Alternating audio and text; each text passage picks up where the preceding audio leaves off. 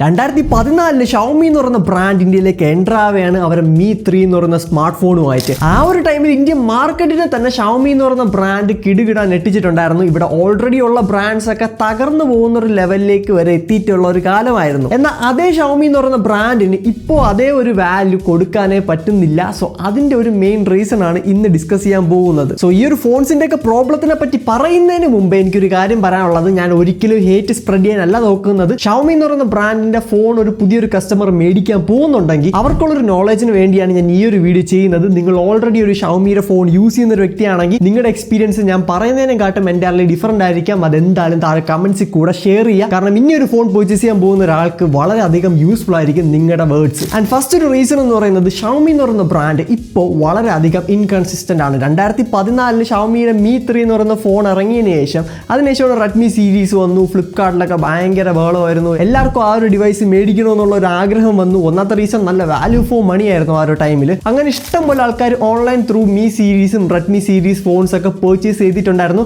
ബ്ലാക്കിൽ വിൽക്കുന്ന പരിപാടി വരെ ആ ഒരു ടൈമിൽ ഉണ്ടായിരുന്നു. എന്നാൽ ഇപ്പോൾ നോക്കുകയാണെങ്കിൽ അതിന്റെ നേരെ ഓപ്പോസിറ്റ് ആണ്. ഇപ്പോൾ ഷോപ്പിൽ പോലും റെഡ്മി ഫോൺ വേണമെന്ന് ചോദിച്ചു കഴിഞ്ഞാൽ പല ആൾക്കാരും ബാക്ക് അടിക്കാറുണ്ട്. സോ ആ ഒരു ലെവലിലേക്ക് റെഡ്മി എത്തി. അതിനുള്ള മെയിൻ റീസൺ എന്ന് പറയുന്നത്, ഒന്നാമത് നമുക്ക് പറയാൻ പറ്റുന്നത് സോഫ്റ്റ്വെയർ എക്സ്പീരിയൻസും അല്ലെങ്കിൽ സോഫ്റ്റ്വെയർ റിലേറ്റഡ് ആയിട്ടുള്ള കുറേ പ്രോബ്ലംസ് ആണ്. കാരണം ഞാൻ റീസെന്റ് റിവ്യൂ ചെയ്ത റെഡ്മിയുടെ 15 Pro Plus എന്ന് പറയുന്ന ഡിവൈസ് റെഡ്മി സീരീസിലെ ഏറ്റവും ഫ്ലാഗ്ഷിപ്പും ഏറ്റവും ലേറ്റസ്റ്റ് ഫോണാണ്.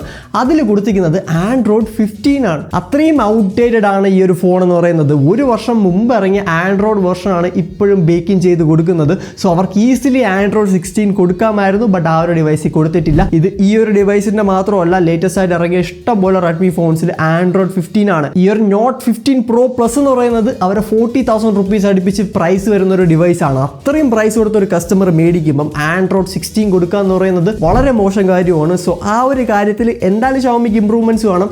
ഇത് ഞാൻ മാത്രം പറയുന്നതല്ല, ഇഷ്ടം പോലെ ആൾക്കാർ ഇതിനെപ്പറ്റി കംപ്ലൈൻറ്റ്സ് റൈസ് ചെയ്യുന്നുണ്ട്. എന്നിട്ടും ഷവോമി നന്നാക്കാൻ റെഡിയല്ല. ആൻഡ് ആ ഒരു ഡിവൈസ് ആയിക്കോട്ടെ, ഞാൻ ഷവോമിയിൽ ടെസ്റ്റ് ചെയ്ത ഒട്ടുമിക്ക ഡിവൈസിലും ഇപ്പോഴും ഇഷ്ടം പോലെ ബഗ്സ് ഉണ്ട്. അവർ MIUI നിന്നിട്ട് ഹൈപ്പർവോയ്സിലേക്ക് മാറി ഇപ്പം ബഗ്സ് ഒക്കെ കുറഞ്ഞു, ഭയങ്കര സ്മൂത്ത് ആയെന്നൊക്കെ തള്ളി മറിച്ചിട്ടുണ്ടെങ്കിലും ഇപ്പോഴും നല്ല ബഗ്സ് ഉണ്ട്. നല്ല രീതിയിൽ സ്റ്റട്ടേഴ്സും ലാഗും ഒക്കെ ഫീൽ ചെയ്യുന്നുണ്ട്. അത് പെർഫോമൻസ് ഉള്ള ഫോണിൽ പോലും ചിലപ്പോൾ ഒരു പിടുത്തം ഫീൽ ചെയ്യാറുണ്ട്. സോ ആ ഒരു കാര്യം കൂടെ ഇംപ്രൂവ്മെന്റ് വേണം. നിങ്ങളൊരു 20,000 രൂപയ്ക്കും 40,000 രൂപയ്ക്കൊക്കെ ഉള്ള റെഡ്മി ഷവോമി ഫോൺസ് ഒക്കെ പർച്ചേസ് ചെയ്യുന്നുണ്ടെങ്കിൽ ഇന്നും നിങ്ങൾക്ക് ബഗ്സ് കാണുന്നതാണ്. ഇപ്പോൾ എല്ലാ ഫോൺസിലും ബഗ്സ് ഉണ്ട്. ഇപ്പോൾ ഐഫോൺ ആണെങ്കിലും സാംസങ് ആണെങ്കിലും എല്ലാ രീതിയിലും ചെറിയ ചെറിയ ബഗ്സ് ഫീൽ ചെയ്യാറുണ്ട്. ബട്ട് പൊതുവെ നോക്കുകയാണെങ്കിൽ ഷവോമി ഫോൺസിൽ കമ്പാരിറ്റീവ്ലി ബഗ്സ് കൂടുതലാണ്. അതുപോലെ തന്നെയാണ് ഈ ഷവോമിയുടെ ഫ്ലാഗ്ഷിപ്പ് അല്ലാതെ ഈ ഒരു റെഡ്മി ആണെങ്കിലും പോക്കോ ഫോൺസ് ആണെങ്കിലും വേറെയും കുറേ സീരീസ് ഉണ്ടല്ലോ. സോ അതിൻ്റെയൊക്കെ ക്യാമറ ട്യൂണിങ് അത്ര സൂപ്പർ അല്ല. ഈ ഒരു ക്യാമറ ട്യൂണിങ് സൂപ്പർ അല്ല എന്ന് പറയുന്ന മെയിൻ റീസൺ, ചില സമയത്ത് ഗ്രീൻസ് ഒക്കെ വളരെയധികം ഒരു വൃത്തികെട്ട ഗ്രീനിലേക്ക് മാറ്റുന്നുണ്ട്. അതുപോലെ തന്നെയാണ് ചെറിയ ചെറിയ ക്യാമറ ട്യൂണിങ് ഇഷ്യൂസ് ഫീൽ ചെയ്യുന്നുണ്ട്. അത് ഇപ്പോഴത്തെ കോമ്പറ്റീഷൻ വെച്ച് നോക്കുകയാണെങ്കിൽ ഒരുപാട് ബാക്കിലാണ്. അതുപോലെ തന്നെയാണ് ഇവരുടെ സോഫ്റ്റ്വെയർ അത്യാവശ്യം ഹെവി സോഫ്റ്റ്വെയർ ആണ്. കിടിലം ആനിമേഷൻസ് ഒക്കെ കുത്തി വെച്ചിട്ടുണ്ട്. അതുപോലെ ഇഷ്ടം പോലെ ഫീച്ചേഴ്സ് കൊടുക്കുന്നതുകൊണ്ട് തന്നെ നല്ല ഹെവി സോഫ്റ്റ്വെയർ ആയതുകൊണ്ട് തന്നെ ബഡ്ജറ്റ് ലെവലിൽ നിങ്ങളൊരു ഷവോമി ഫോൺ മേടിക്കുന്നുണ്ടെങ്കിൽ അവിടെ നല്ല സ്മൂത്ത് എക്സ്പീരിയൻസ് നിങ്ങൾ എക്സ്പെക്ട് ചെയ്യേണ്ട. അതുപോലെ തന്നെയാണ് ഇതിന്റെ റാം മാനേജ്മെന്റ്. പൊതുവെ ഷവോമി ഫോൺസിൽ ബാക്കിയുള്ള ബ്രാൻഡ്സ് തരുന്നത് പോലത്തെ നല്ല റാം മാനേജ്മെന്റ് കാണാറേ ഇല്ല. അത്യാവശ്യം റാം മാനേജ്മെന്റിലും ഷവോമിക്ക് വർക്ക് ചെയ്യേണ്ടതായിട്ടുണ്ട്. ആൻഡ് എനിക്ക് ഷവോമി ഫോൺസിൽ ചെറിയ സെക്യൂരിറ്റി കൺസേൺസും ഉണ്ട്. ഇന്ത്യയിൽ നിങ്ങൾ ഷവോമിയുടെ ഫോൺ മേടിക്കുകയാണെങ്കിൽ നിങ്ങളൊരു 90-95% സേഫ് ആണ്. ഇപ്പൊ എല്ലാ ചൈനീസ് ഫോണും സേഫ് എന്നല്ല ഞാൻ പറയുന്നത്, ബട്ട് കമ്പാരിറ്റീവ്ലി കുറച്ച് കൂടുതൽ ഒരു ബ്ലോട്ടഡ് എക്സ്പീരിയൻസ് ഷവോമിയിലാണ് കാണാൻ പറ്റുന്നത്. ബട്ട് ഇന്ത്യയിലാണ് നിങ്ങൾ മേടിക്കുന്നതെങ്കിൽ ഒരു പരിധി വരെ നിങ്ങൾ സേഫ് ആണെന്ന് പറയാൻ പറ്റും. ബട്ട് സ്റ്റിൽ ഷവോമി ഫോൺസിൽ വരുന്ന ഡിഫോൾട്ട് കീബോർഡ് ഒന്നും അത്ര സൂപ്പർ അല്ല. നോർമലി മിക്ക ബ്രാൻഡ്സും ഗൂഗിൾ കീബോർഡ് കൊടുക്കാറുണ്ട്, അല്ലെങ്കിൽ അവരെ സ്വന്തം ഇൻ ഹൗസ് ആയിട്ടുള്ള കീബോർഡ്സ് കൊടുക്കാറുണ്ട്. ബട്ട് ഷവോമി ഫോൺസിൽ നോക്കുകയാണെങ്കിൽ ഒരു ഇമോജി എന്ന് പറയുന്ന ഒരു കീബോർഡാണ് കൊടുക്കുന്നത്. ഇത് ഒരു തേർഡ് പാർട്ടി കീബോർഡ് ആപ്ലിക്കേഷൻ ആണ്. അപ്പോൾ നിങ്ങൾ ഷവോമി ഫോൺ ഇപ്പോൾ യൂസ് ചെയ്യുന്ന ഒരു വ്യക്തിയാണെങ്കിൽ ഇപ്പോൾ തന്നെ ഗൂഗിൾ കീബോർഡിലേക്ക് മാറുക. ഇങ്ങനെ പറയാനുള്ള മെയിൻ റീസൺ, ഒന്ന് തേർഡ് പാർട്ടി കീബോർഡ് ആണ്. മാത്രമല്ല നിങ്ങൾ പാസ്വേഡ്സ് ടൈപ്പ് ചെയ്യാറുണ്ട്. അതുപോലെ തന്നെ വളരെ അധികം കോൺഫിഡൻഷ്യൽ ഇൻഫോർമേഷൻസ് ടൈപ്പ് ചെയ്യാറുണ്ട്. അതുകൊണ്ട് തന്നെ ഈ ഒരു കീബോർഡ് യൂസ് ചെയ്യരുതെന്നാണ് ഞാൻ പറയുന്നത്. അത് അവരെ ഇൻ ഹൗസ് കീബോർഡേ അല്ല. നിങ്ങൾക്ക് എന്ത് ഡേറ്റ ബ്രീച്ച് ഉണ്ടായാലും ഷവോമി കൈയൊഴിയുന്നതാണ്. കാരണം അതിന്റെ ടേംസ് ആൻഡ് കണ്ടീഷൻസ് അതുപോലെയാണ് അവർ എഴുതി വെച്ചിട്ടുള്ളത്. ഇപ്പൊ സോഫ്റ്റ്വെയറിനെ പറ്റി കുറച്ച് പറഞ്ഞെങ്കിൽ നമുക്ക് ഇനി ഹാർഡ്വെയറിലേക്ക് കടക്കാം. ഇതിൽ ഞാൻ ഷവോമിയുടെ ഫ്ലാഗ്ഷിപ്പ് ഫോൺസിലെയും പോക്കോ ഫോൺസിനെയും ഇൻക്ലൂഡ് ചെയ്യുന്നില്ല.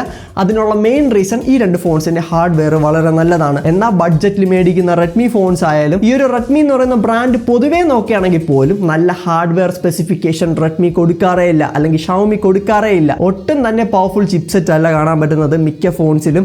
എന്നാൽ ഒരു കാലം ഉണ്ടായിരുന്നു റെഡ്മി ഫോൺസ് എന്ന് പറയുമ്പോൾ 10,000 രൂപ കൊടുത്ത് അടിപൊളി ഹാർഡ്വെയർ കിട്ടും. ഈ ഒരു റെഡ്മി നോട്ട് 7 ഒക്കെ എനിക്ക് ഓർമ്മയുണ്ട്, കിടിലം വാല്യൂ ഫോർ മണി ആയിരുന്നു. ബട്ട് ഇന്നത്തെ കണ്ടീഷൻ നോക്കുകയാണെങ്കിൽ ഷവമിയുടെ റെഡ്മി സീരീസ് വാല്യൂ ഫോർ മണിയേ അല്ല. സ്പെസിഫിക്കേഷൻ നല്ല ഹാർഡ്വെയർ ഉണ്ടോ? ഇല്ല. എന്തെങ്കിലും ഒരു ഫാക്ടറിൽ വളരെയധികം നല്ലതായിട്ട് പെർഫോം ചെയ്യുമെന്ന് ചോദിച്ചു കഴിഞ്ഞാൽ അതും ഡൗട്ട്ഫുൾ ആണ് മിക്ക മോഡൽസിലും. ഇതിൽ ചില റെഡ്മി ഫോൺസിന് ഒന്ന് പ്രൈസ് കുറച്ച് പോക്കോന്റെ ബ്രാൻഡിങ്ങിൽ വിൽക്കാറുണ്ട്. സോ അത് വാല്യൂ ഫോർ മണി എന്ന് പറയാൻ പറ്റും. ബട്ട് റെഡ്മിയുടെ ബ്രാൻഡിങ്ങിൽ അണ്ടറിൽ വരുന്ന ഫോൺസ് ഒന്നും വാല്യൂ ഫോർ മണിയേ അല്ല. ഇനിയിപ്പോൾ എല്ലാവരും പറയുന്ന ഒരു കാര്യമാണ്, ഇതൊരു ഓഫ്ലൈൻ സെൻട്രിക് ഫോണായിട്ടാണല്ലോ റെഡ്മി ഇപ്പോൾ വർക്ക് ചെയ്യുന്നത് എന്നൊക്കെ ഉള്ള എടുത്ത് പറയുകയാണെങ്കിൽ എനിക്ക് മെയിനായിട്ട് പറയാനുള്ളത് വൺ പ്ലസും ഓഫ്ലൈൻ സെൻട്രിക് ആയിട്ട് ഇപ്പോൾ കിട്ടുന്നുണ്ട്, നത്തിങ്ങും കിട്ടുന്നുണ്ട് ഓഫ്ലൈൻ സെൻട്രിക് ആയിട്ട്, അതുപോലെ തന്നെയാണ് IQ ഫോൺസും ഓഫ്ലൈനിൽ കിട്ടുന്നുണ്ട്. സോ ഈ 3 ബ്രാൻഡ്സ് നോക്കുകയാണെങ്കിൽ ഇവർക്കെല്ലാം ഓരോ സ്പെഷ്യാലിറ്റി ഉണ്ട്. സോ ആ ഒരു സ്പെഷ്യൽ എലമെന്റ് നമുക്ക് റെഡ്മി ഫോൺസിൽ കാണാൻ പറ്റുന്നില്ല. അപ്പോൾ ഒരു വ്യക്തി എന്തുകൊണ്ട് റെഡ്മി ഫോൺ ചൂസ് ചെയ്യണമെന്ന് ചോദിച്ചു കഴിഞ്ഞാൽ അതൊരു വലിയ ക്വസ്റ്റ്യൻ തന്നെയാണ്. പിന്നെ ഷവമി എന്ന് പറയുന്ന ബ്രാൻഡിന് ഫോൺസ് ഒരുപാട് ലോഞ്ച് ചെയ്ത് ഇന്ത്യൻ മാർക്കറ്റ് വീണ്ടും ക്യാപ്ചർ ചെയ്യാൻ യാതൊരു ആഗ്രഹവും ഇല്ല എന്നാണ് പല റൂമേഴ്സും പറയുന്നത്. അതുകൊണ്ട് തന്നെ ഷവമിയുടെ phones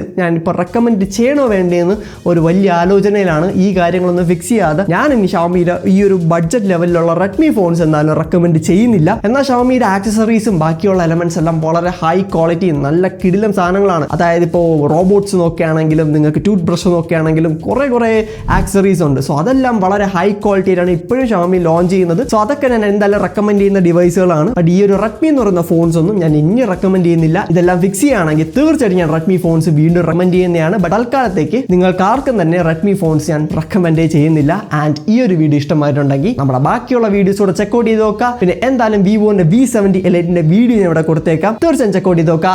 this is phone moss. അടുത്ത വീഡിയോ കാണാം. Good by.